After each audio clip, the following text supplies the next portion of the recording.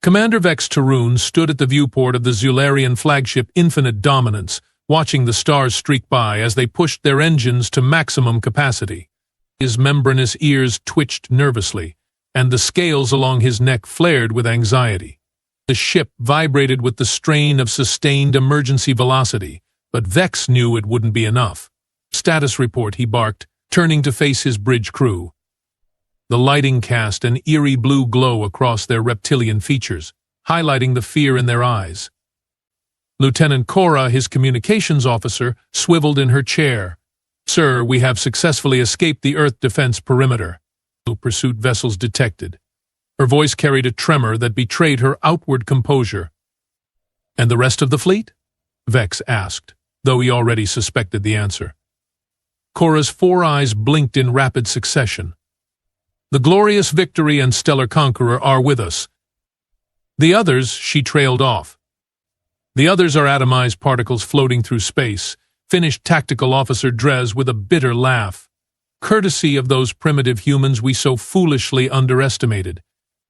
Vex nodded grimly. Just 3 days ago, their mighty armada of 15 warships had approached the human colony on Proxima Centauri B, expecting an easy conquest. Their intelligence suggested the humans were a fractious species with rudimentary space capabilities, barely a century into interstellar travel. The Zularian High Command had been confident that a show of force would compel immediate surrender. How catastrophically wrong they had been. "Sir," said Navigator Plex, interrupting his thoughts, "the High Council is demanding a status update." Vex suppressed a groan. "Put them through to my private quarters. I will brief them personally." As he stalked off the bridge, Vex heard Drez mutter, "Better him than me," explaining how we lost 12 battleships to a species that still finds amusement in videos of infant Earth felines will not be pleasant. In his quarters, Vex straightened his commander's regalia before activating the quantum communication array. The holographic forms of the 7 High Counselors materialized before him, their elaborate headdresses and ceremonial armor making them look like ancient deities rather than politicians. "Commander Tarun," said High Minister Zex, his voice dripping with barely contained fury, "explain how our glorious invasion force has been reduced to 3 fleeing vessels." Vex squared his shoulders. "Esteemed counselors, I regret to inform you that our intelligence regarding human military capabilities was significantly flawed." "Flawed?" screeched Counselor Mrez, the oldest among them. "You mean completely and utterly wrong. We lost 12 capital ships. 12. Perhaps," Vex suggested carefully, "if I explain the sequence of events, you might better understand our tactical retreat." The council members exchanged glances before Zex nodded reluctantly. Vex took a deep breath. "As ordered, we approached the Proxima Centauri colony with overwhelming force. The initial assault proceeded according to plan. We disabled their orbital defense platforms and established positional dominance." He paused, recalling the fateful decision that had sealed their fate. The humans appeared to be organizing an evacuation. Our sensors detected a large vessel departing the colony, headed for the system's jump point. Based on its size and energy signature, Tactical Officer Drez identified it as a troop transport. I authorized its destruction to prevent reinforcements from reaching Earth. Counselor Lev, the military strategist, leaned forward. "A sensible decision, Commander." "It would have been," Vex agreed, "had the vessel actually been a troop transport." The room fell silent. "It was a hospital ship," Vex continued, his voice now barely above a whisper. He filled with the injured, the sick, and medical personnel. The counselors exchanged horrified glances. Even among the Zularian Empire, with its 1,000-year history of conquest, certain lines were not crossed. The deliberate targeting of medical vessels was considered dishonorable and beneath civilized species. "The humans sent us a single message after we destroyed the ship," Vex said, tapping his communication pad to play the recording. A human voice, eerily calm, despite the circumstances, filled the chamber. "Zularian aggressors, you have fired upon and destroyed the UNSC Mercy, an unarmed hospital vessel containing 842 patients and 340 medical staff. There will be no negotiations. There will be no surrender. You have chosen extinction. We are coming. Vex stopped the recording and looked up at the council members, who appeared shaken. We dismissed it as empty rhetoric, he said. After all, our intelligence indicated Earth had only a small defense fleet, mostly converted cargo vessels with minimal weaponry. And then? Prompted Zex. Vex's scales flattened against his skull, a sign of extreme distress among his species. 3 hours later they came. Not a ragtag collection of retrofitted freighters, but a fleet.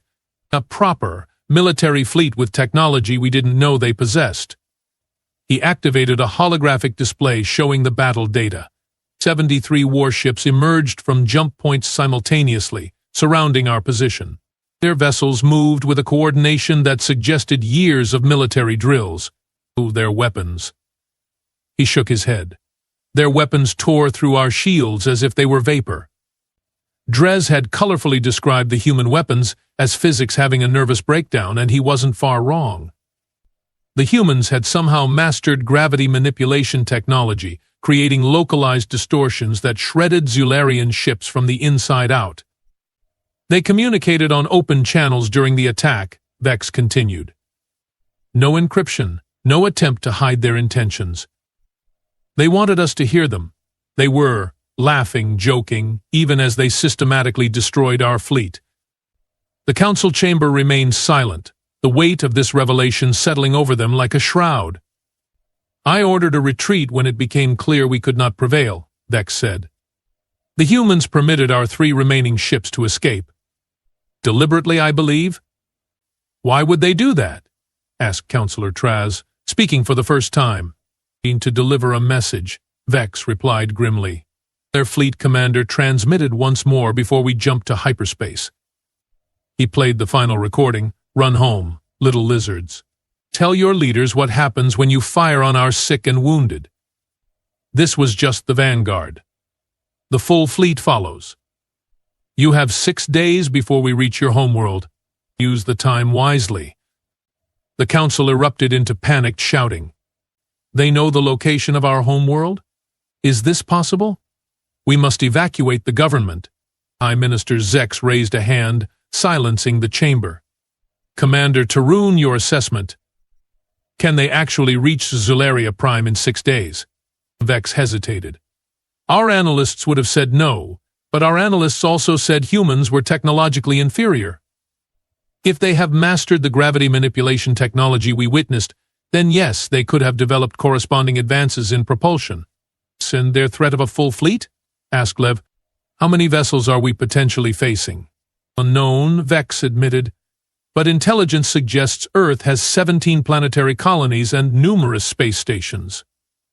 If each can produce vessels similar to what we encountered, he left the implications hanging. We need more information, decided Zex. Commander, set course for the Telshar Observatory. It's only a day's journey from your position, and its long-range sensors may give us insight into the human fleet's movements. Vex nodded. Yes, High Minister. There is one more thing. Speak. During the battle, we intercepted fragments of human communications. They referred to something called Protocol Thermopylae. Meaning? Asked Merez. Unknown, said Vex. But after our encounter, I had our cultural database searched for references.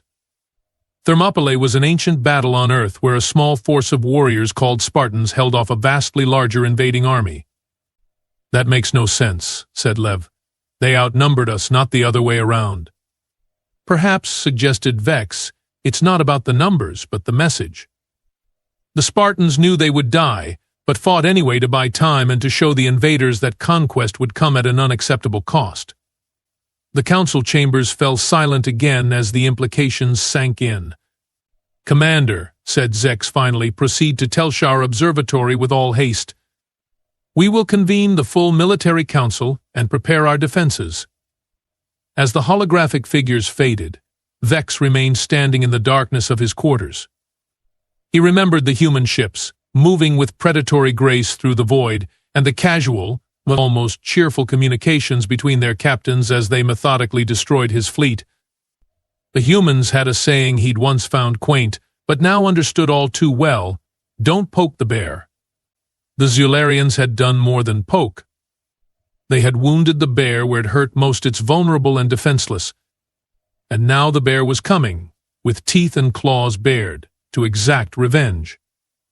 Vex returned to the bridge, where his crew looked at him expectantly. Set course for Telshar Observatory, he ordered. Maximum speed. The Council's decision? Asked Cora. They want more information before they decide how to respond to the human threat. Drez snorted. Typical politicians. They will debate while our worlds burn. Officer Drez, Vex said sharply, your opinions regarding the Council are noted but unhelpful. Focus on your duties. Yes, Commander, said Drez, not sounding particularly chastened. Though might I suggest we prepare a comprehensive analysis of human warfare history? If we are going to face them, we should understand how they fight. Vex nodded slowly. A sound suggestion. Lieutenant Cora, assign a team to gather all available data on human military tactics and history. Yes, Commander. As Vex settled into his command chair, Navigator Plex approached cautiously. Sir, estimated arrival at Telshar is 26 hours at current speed. But there's something else you should know. Go on.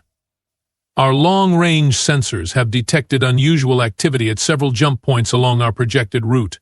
It could be nothing but it could be humans, already moving to cut off our escape routes, finished Vex. Adjust course as needed. Stealth protocols at maximum. The navigator nodded and returned to his station. Vex stared at the main view screen, watching the stars streak by. In just 3 days, everything had changed. The Zularian Empire, dominant for centuries, now faced an existential threat from a species they had gravely underestimated. Commander, called Cora, I have assigned the research team as ordered, but our database on human military history is disturbing. Explain, said Vex. Humans have spent most of their recorded history fighting each other. They have developed warfare to an art form. And when threatened as a species, she paused, swallowing hard. They unite with remarkable efficiency. Show me, ordered Vex. The main screen filled with images and text battles, weapons, strategies spanning thousands of Earth years. Vex felt his blood run cold as he processed what he was seeing. Humans didn't just fight wars, they transformed themselves through conflict, emerging stronger, more innovative, and more determined with each struggle. There's something else, said Cora hesitantly. Something about how they categorize alien civilizations. Go on. They have a classification system. Category 1 civilizations are peaceful, technologically inferior species that pose no threat. Category 2 are peaceful, technologically equal or superior species, potential allies or trading partners.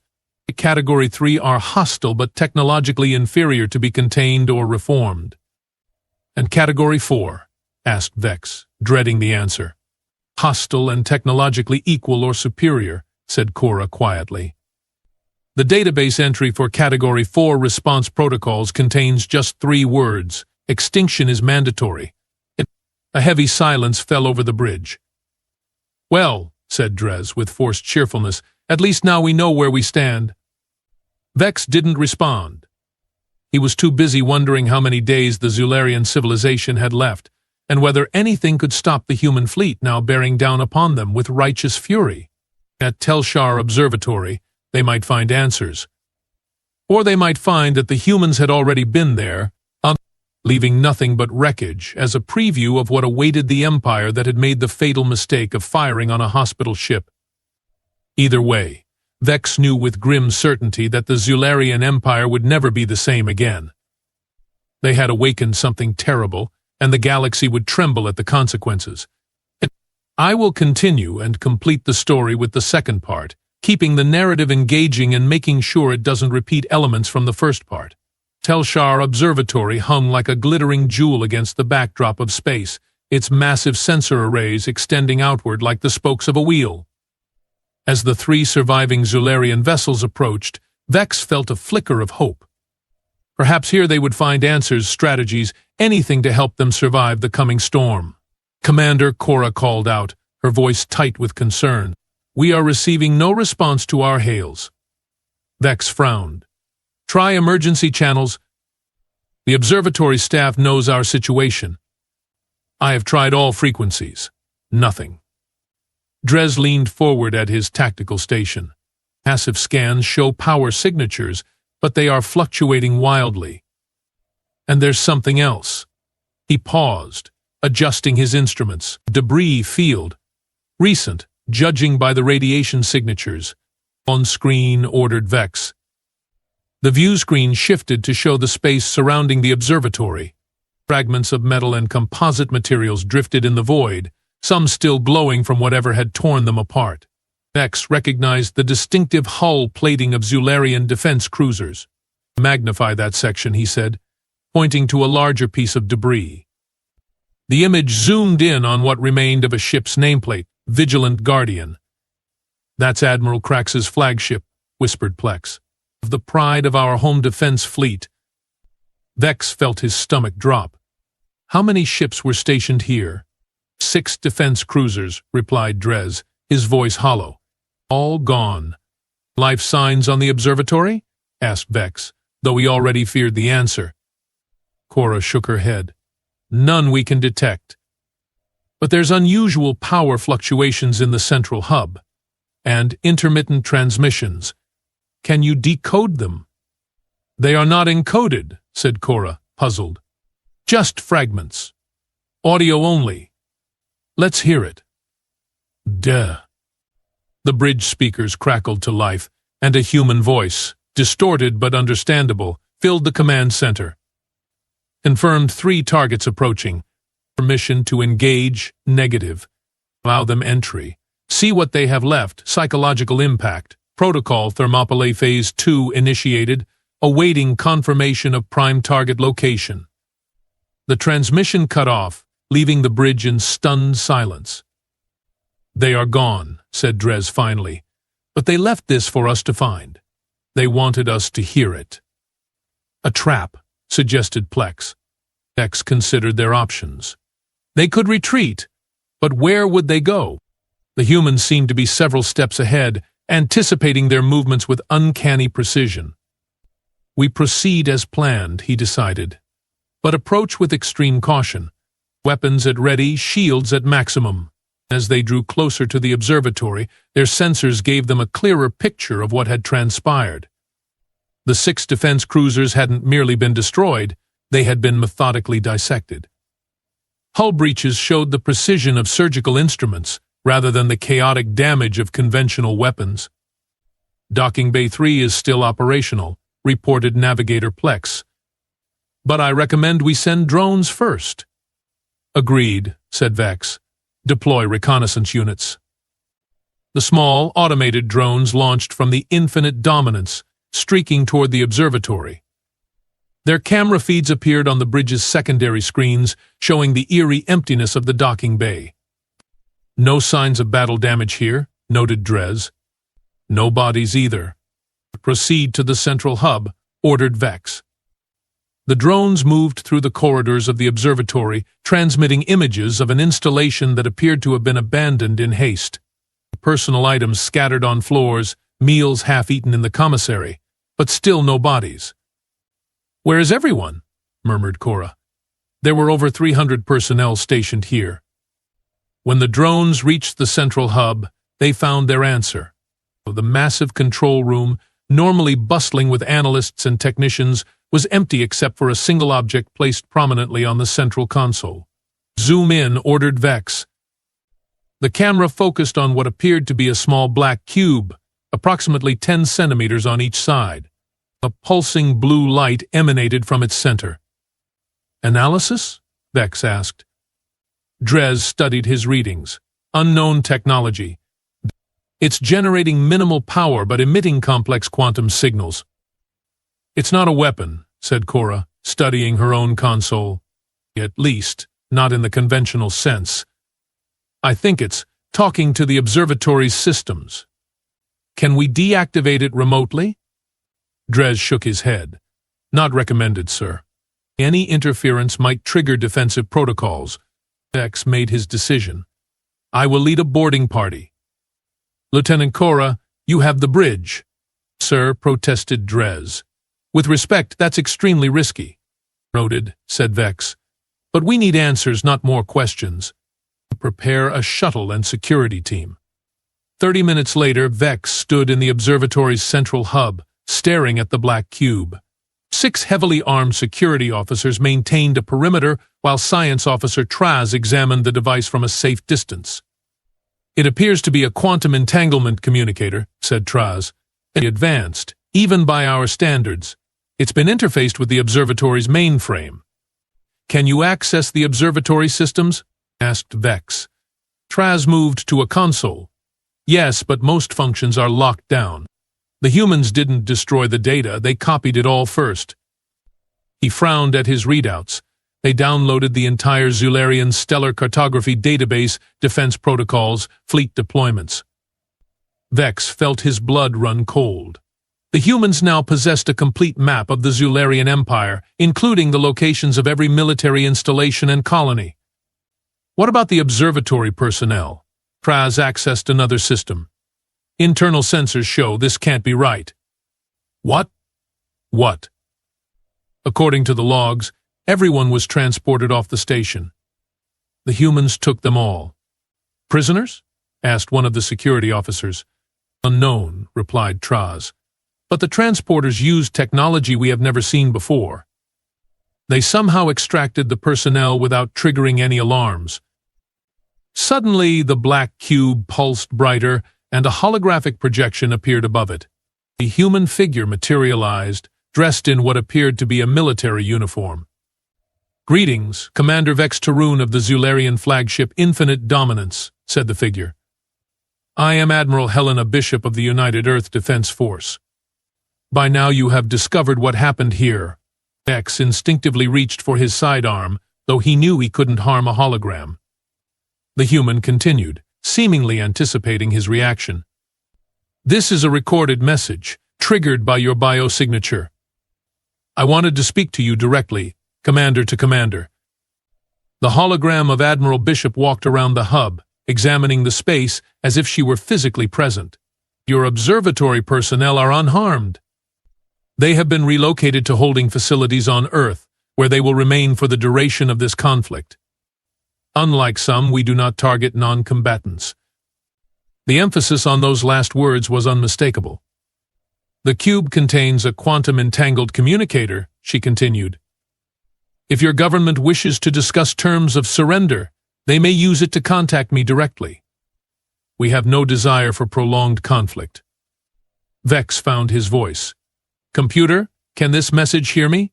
Limited interactive capabilities are available, responded the observatory's computer.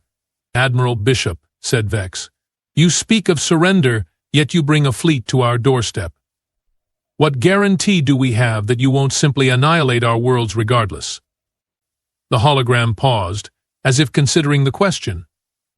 A fair point, Commander. Here is my guarantee. The UNESC Mercy carried 2,182 souls when your vessels destroyed it, in accordance with Protocol Thermopylae. We require the surrender and trial of the exact number of Zularian military personnel responsible for the decision and execution of that attack. And if we refuse? Then for each day that passes without surrender, we will neutralize one Zularian military installation. Not colonies, not civilian targets, only military. We are not monsters, Commander Tarun, but we will have justice. The hologram of Admiral Bishop straightened her uniform. You have 24 hours from this moment to relay our terms to your government. The lives of billions rest on their decision.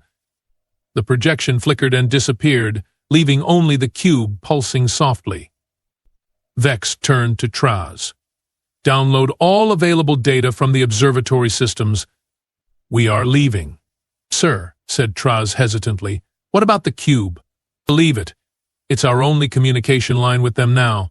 Back aboard the Infinite Dominance, Vex convened his senior officers. The mood was somber as he related what they had learned. Can we trust them? Asked Cora. This talk of limited targets of sparing civilians.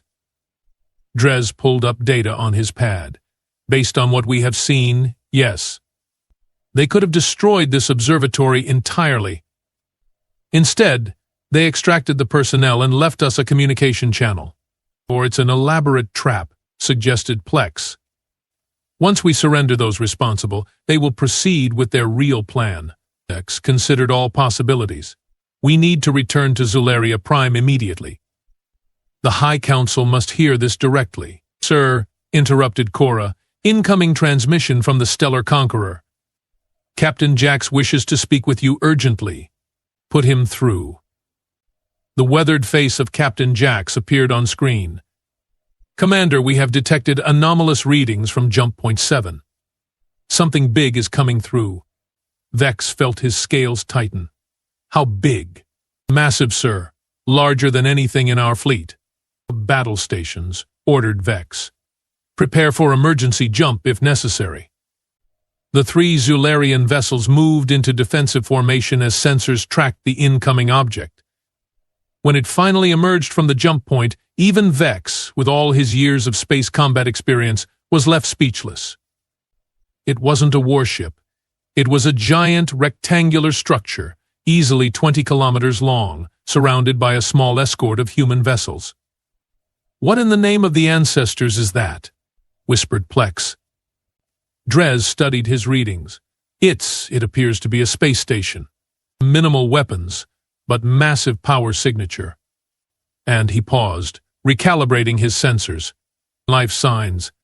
Millions of them. Incoming transmission, announced Cora, from the human vessel. The view screen changed to show Admiral Bishop, this time clearly a live transmission rather than a recording. Commander Tarun, she said. I see you found our message at the observatory. What is that structure? Demanded Vex, gesturing toward the massive station. That, said Bishop, is Sanctuary Station. It contains temporary living quarters for 50 million beings. We anticipated your government might be reluctant to meet our terms. This station will house Zularian civilians evacuated from military targets before we neutralize them. Vex blinked in confusion. You are offering to evacuate our people before attacking. As I said, Commander, we are not monsters. This conflict is with your military leadership, not your civilian population. Bishop's expression hardened. The station will proceed to Zularian space under escort. It will begin evacuation operations in 72 hours, with or without your government's cooperation. And if we attack the station, asked Vex, already knowing the answer. Then Protocol Thermopylae shifts to Phase 3, said Bishop coldly. And you really don't want that. The station is unarmed, Commander. Attack it, and all previous guarantees regarding civilian targets become void. The transmission ended, leaving the bridge crew in stunned silence. Orders, sir, asked Cora finally. Vex watched as the massive station and its escorts moved slowly past their position, making no aggressive moves despite the Zularian vessels being well within weapons range. Set course for Zularia Prime, he said quietly. Maximum speed. The journey back was tense, with Vex spending most of his time reviewing all available data on human warfare history. What he found disturbed him deeply. Humans had progressed from primitive tribal conflicts to global wars to interstellar combat in a remarkably short time. Each conflict made them stronger, more innovative, more determined. Most concerning was their response to existential threats. When humans believed their species was at risk, they suspended normal ethical constraints. They became something else, something terrible and implacable. By the time they reached Zularia Prime, the massive orbital shipyards were buzzing with activity as the Empire mobilized its full military might. Hundreds of warships formed defensive formations around the homeworld, their weapons primed for the expected human assault. The High Council received Vex in the ancient war chamber, deep beneath the capital city. The 7 counselors were joined by the full Admiralty Board and the planetary defense commanders. Commander Tarun, began High Minister Zex, we have reviewed your preliminary reports. Now tell us in your own words what we face. Vex recounted everything, the encounter at Telshar Observatory, the message from Admiral Bishop, and the appearance of Sanctuary Station. He described the precision with which the humans had dismantled the defense fleet, the technological advantages they had displayed, and their apparent commitment to minimizing civilian casualties. "And your recommendation?" asked Zex when he had finished. Vex took a deep breath. "We should accept their terms, surrender those responsible for the hospital ship attack, and end this before it escalates further." Angry murmurs filled the chamber. Admiral Vrex, commander of the home fleet, rose to his feet. "Preposterous. We have over 800 warships defending Zularia Prime alone. We cannot be defeated by an upstart species barely out of their gravity well." "With respect, Admiral," said Vex, "you weren't there. Their technology, their tactics, they are beyond anything we have encountered. And they are holding back." "What do you mean, holding back?" asked Counselor Lev. "The weapons they used against our fleet were precise, controlled. Based on their technological level, they likely possess much more destructive capabilities. They are giving us a chance to end this without massive casualties." High Minister Zex stroked his chin scales thoughtfully. "And if we refuse? If we fight?" "Then we might win," admitted Vex. "Or we might awaken something that will hunt our species to extinction." The debate raged for hours, with the military leadership arguing for resistance, while Vex and a few others counseled caution. In the end, it came down to a vote. By the narrowest of margins, the Council decided to reject the human terms and prepare for full-scale war. "The Zularian Empire has stood for 1,000 years, declared Zex. "We will not bow to threats from primitives, no matter how advanced their weapons." As the Council dispersed, Vex found himself approached by an elderly Zularian he didn't recognize, dressed in the robes of a historical archivist. "Commander Tarun," said the old one quietly, "a moment of your time." Vex followed him to a small alcove away from the main chamber. "I heard your testimony," said the archivist. "You have studied human history?" "As much as our databases contained," confirmed Vex. "Then perhaps you encountered references to an ancient human text called The Art of War." Vex nodded. "By a strategist named Sun Tzu. Know your enemy and know yourself, and in 100 battles you need not fear the result."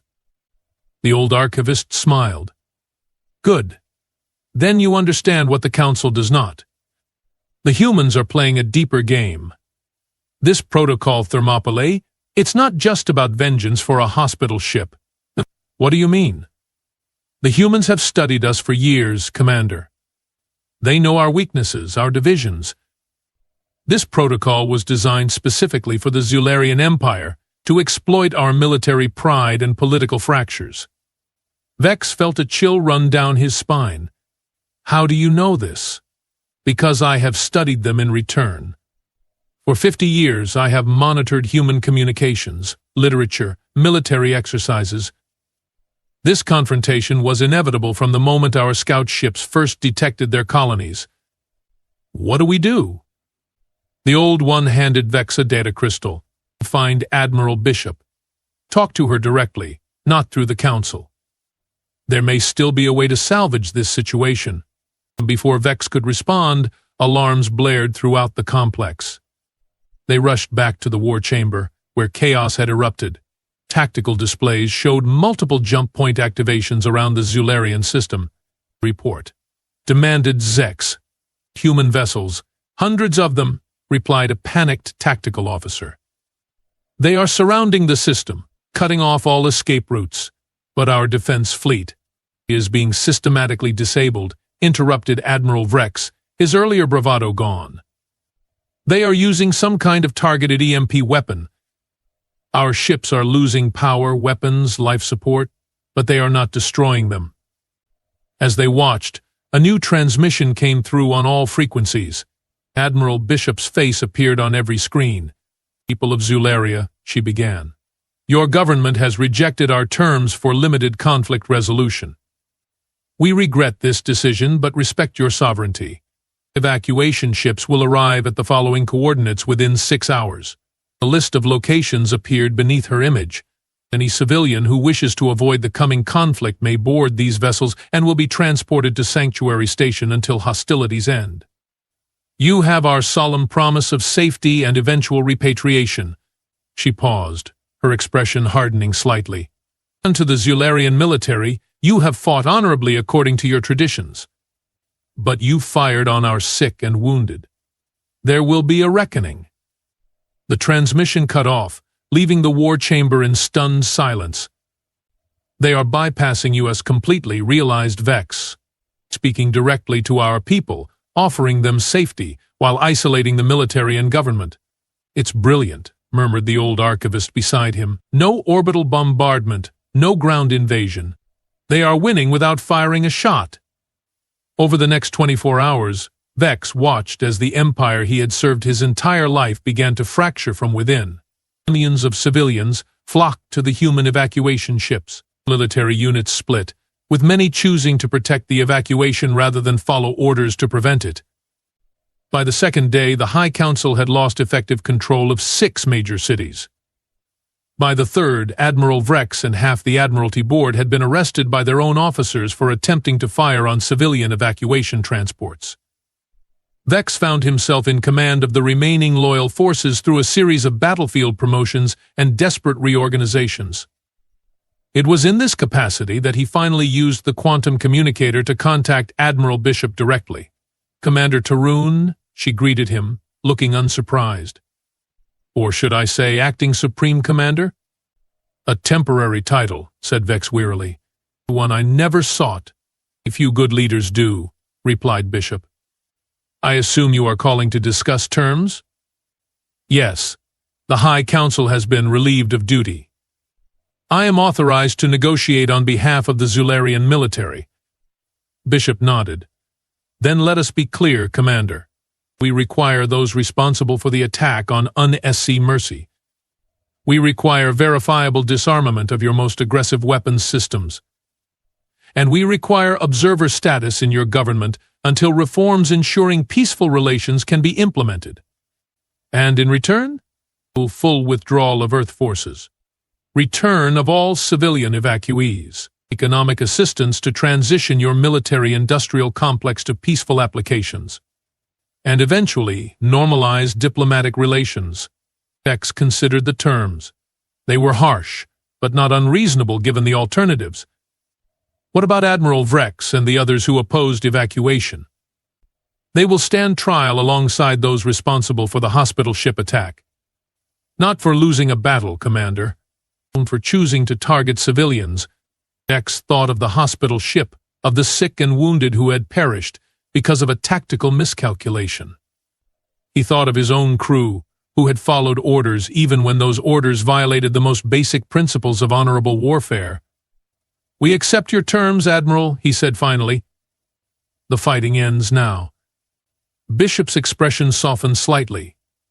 "You have made the right choice, Commander, for both our peoples." As the transmission ended, Vex turned to face his bridge crew. They looked exhausted, defeated, but there was also something else in their eyes. Relief. "Relief. Send the stand-down order to all remaining forces," he commanded, "and prepare for my address to the people." "What will you tell them?" asked Cora. Vex looked out at the stars, where human ships now patrolled peacefully alongside the remnants of the once mighty Zularian fleet. "The truth," he said simply, "that we became so focused on our strength that we forgot our honor. And that sometimes the greatest victory comes not from fighting, but from having the wisdom to know when to stop." As he prepared his address, Vex reflected on the strange twist of fate that had brought him here. The humans had won not through superior firepower or brutal tactics, but through a profound understanding of their enemy. They had exploited the fractures within Zularian society, offered compassion when cruelty was expected, and demonstrated strength through restraint rather than destruction. Protocol Thermopylae, he now understood, had never been about vengeance. It had been about transformation. The humans hadn't come to destroy the Zularian Empire, they had come to change it. to break its cycle of conquest and replace it with something new. And perhaps thought Vex as he addressed his people for the first time as their leader. That was the greatest victory of all.